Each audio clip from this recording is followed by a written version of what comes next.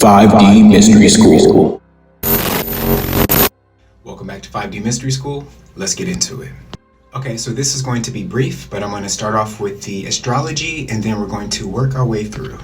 So based off this chart, you can see that it goes from Aries all the way around to Pisces. And the signs go starting at Aries, it goes cardinal, and then to Taurus, so it's cardinal, fixed, mutable, cardinal, fixed, mutable, cardinal, fixed, mutable, cardinal, fixed, mutable. So you can see on this wheel, it starts at March the 21st, which is the beginning of Aries, and it goes all the way around to Pisces. But March the 21st is nature's new year. And then you see this little dot in the middle here. I want you to imagine that dot as the sun. And then for each sign, just envision that as a constellation, right? So you can see that these constellations are going around the sun, and it tells you the date for when this happens. You can look at this as like an hour, a day, a month, a year.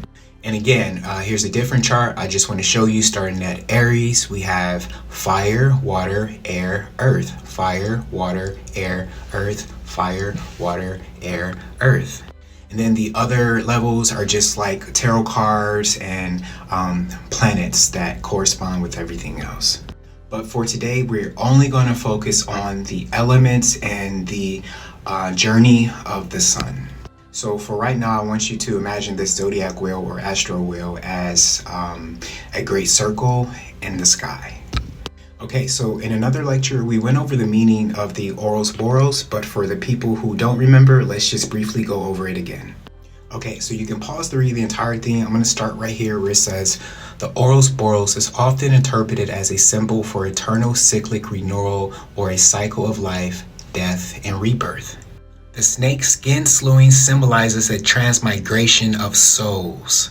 Okay, the transmigration of souls. Now in another video, I postulated if the aurora borealis was a highway for souls, right? Just keep that in mind until the end. Okay, so now I'm just going to show you some images to have a conversation with your subconscious mind. Here are several different depictions from different ancient civilizations of what they thought the world was. And as you can see, these ancient civilizations never met up, but they all symbolize the world as a firmament, right? The vault of heaven on top, and some of them actually call this vault God. Here's another illustration with the vault. Here's a quote from ex-US intelligence Brett Salisbury. The Van Allen belts are nothing more than the dome built by God. And you can read the other verses here as they are pretty important. Here's another illustration showing the waters below, the waters above, and then above the waters, the realm of God. Okay, so this is Job 37:18.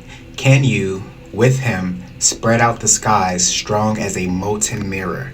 And I just like the term mirror in this verse because as above, so below, it reflects the happenings of below. And this illustration shows how ancient philosophers saw the world. You can see this philosopher sticking his head outside the firmament to witness what he would call the heavens. And one thing that is in this illustration I think is important is that 8-spoke wheel. Here's another 8-spoke wheel in the sky. And this 8-spoke wheel has all of the constellations that move around the sun. Okay, so now I'm just going to quickly go through these images, but again, this is for your subconscious mind. The ancient Hebrew conception of the universe. There's Atlas holding up the world. Doesn't that wheel look familiar?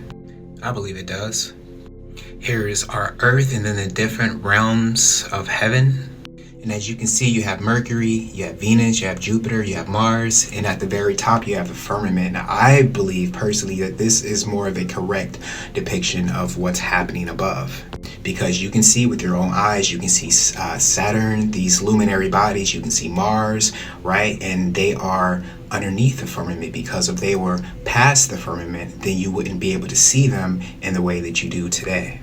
And when you do see these luminary bodies, you would notice that they always take on one of these sacred shapes. The tetrahedron, fire, the hexahedron, earth, the octahedron, air, and so on. You might even notice that some of those stars actually take the shape of the element that they belong to. For example, Aries is fire. So you might see Aries take on the tetrahedron most of the time. It can take on all shapes. I'm just talking about the element it belongs to. This is from Isaiah 40:22. It is he that sitteth upon the circle of the earth, and the inhabitants thereof are as grasshoppers, that stretcheth out the heavens as a curtain, and spreadeth them out as a tent to dwell in. Read this verse thrice.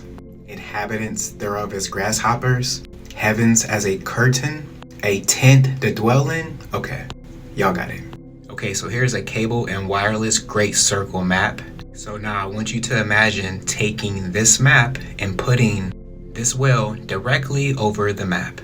In my opinion, this is one of the most accurate illustrations of the flat plane that we live on. And this is a Gleason's map. You can see the ice wall that encircles our plane. And side note, some people might look at this and say it's a horoscope. Horus, from Egyptian hor, said to mean literally the high-flying one. Horus is another way of saying the sun, which is the high-flying one. And this is a scope of the sun. Okay, so as you can see here, this is obviously an illustration of the sun. Here's another depiction of the sun, but you might see in the middle, it has letters, right? It looks like an I, a H, and an S. What does that mean? Well, the I, the H, and the S is another way of saying Jesus, the Savior of men. So they call the sun Jesus, the Son of God. Here's a scope of the Son of God as it moves around its journey. Here's you, and of course the sun gives you that energy. As above, so below, you get the energy from above, but you also get the energy from the electromagnetic field below. Now here are the Stonehenge major astronomical alignments. As you can see, Stonehenge is built in a circle, but it looks more like a Fibonacci sequence. You could say that this is a dedication to the sun and its movement. Here's from ancient Egypt. As you can see, you have the ouroboros going around a leg with the sun and the moon on opposite sides. As you can see here, you have the ouroboros, the sun and the moon, and the caduceus. This symbol speaks directly to your subconscious mind, for this is the great circle. Now, not only is the ouroboros going around the legs, but you can see the ouroboros going around the head. The sun's journey when it's above, the sun's journey when it's below. And when I say below, I just mean out of the eyesight of the viewer, not below like on a round earth. So this ouroboros was found everywhere through many ancient civilizations. It's even found around the scarab beetle. Now, you might remember from another lecture, I said that the ancient Egypts believed that the sun went on this journey through the underworld, and when it came out of the underworld, it emerged as a scarab beetle. I'll show you another depiction of this in a second. More photos to speak to your subconscious mind. What planet do you notice in the middle there? As you can see, the ancient civilizations from South America and Egypt, they both have these spaceship-like vehicles with the ouroboros around them. This can be symbolic for the journey of the soul. Now, why would the pharaohs use a snake on their third eye? It's symbolic for the Kundalini energy, but it's also symbolic for something else, in my opinion. Other civilizations would draw the snake as a dragon. Here's the Archaeum Stonehenge of Russia. Notice the same layout from the other Stonehenge. To me, this one looks more like an eyeball, but you can still see the circular motion. So comparing this to the other Stonehenge, you can see the similarities. These sites were built, right, for dedication of astronomical and astrological events. You can say it's a calendar before the calendars. And here's Gothic Circle. Okay, so this is Gothic Circle, and you can see the similarities between the Archaeum and the other Stonehenge. You have Stonehenge in England, you have Archaeum in Russia, and then you have Gothic Circle in Germany. Different locations, same specifications. It's almost like a ruler, right? And you can see that they're tracking the movements of the sun. They are keeping their eyes to the sky, tracking the great circle above. Since we have a great circle above, then we have one below, right? Here's a sine wave. The wavelength is equal to the circumference of Earth.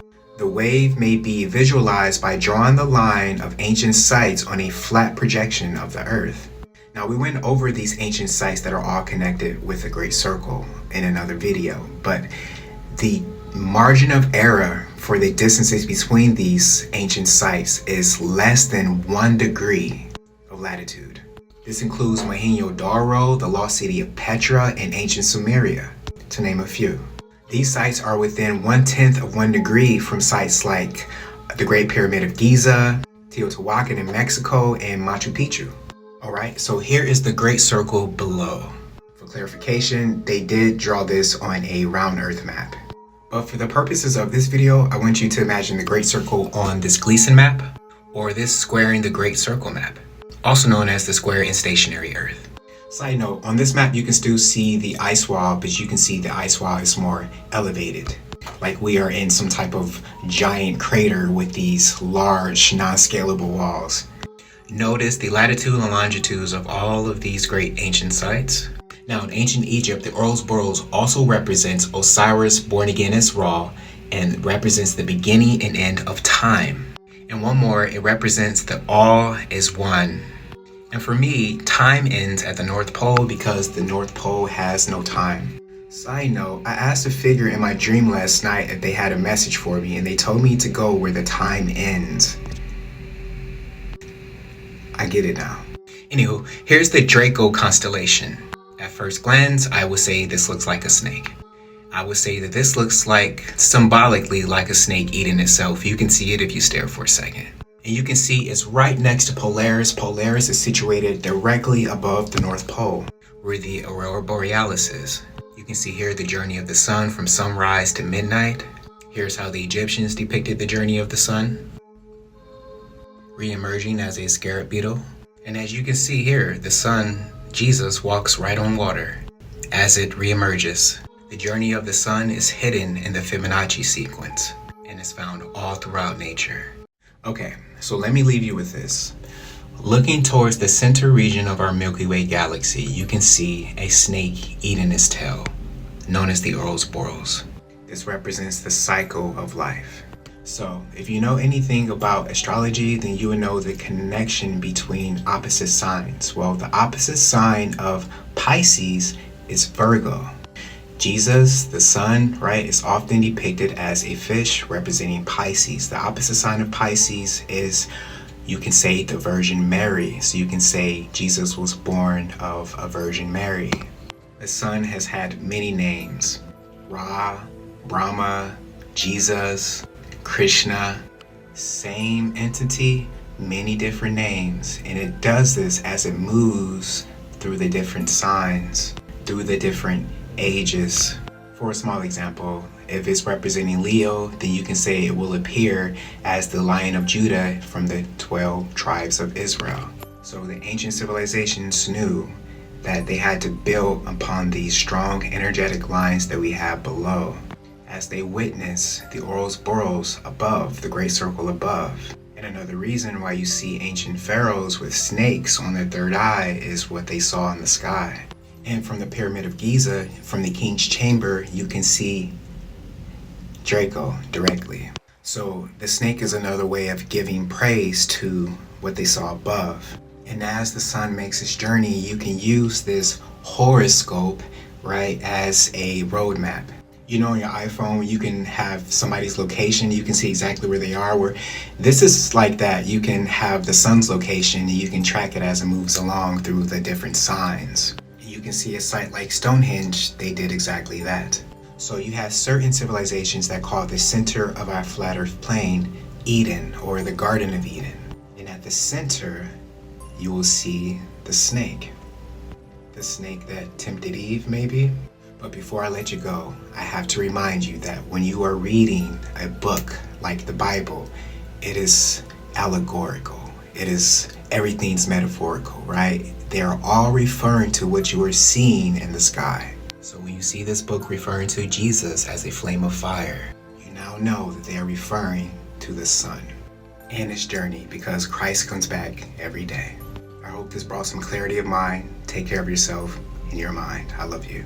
Peace. 5D Mystery School.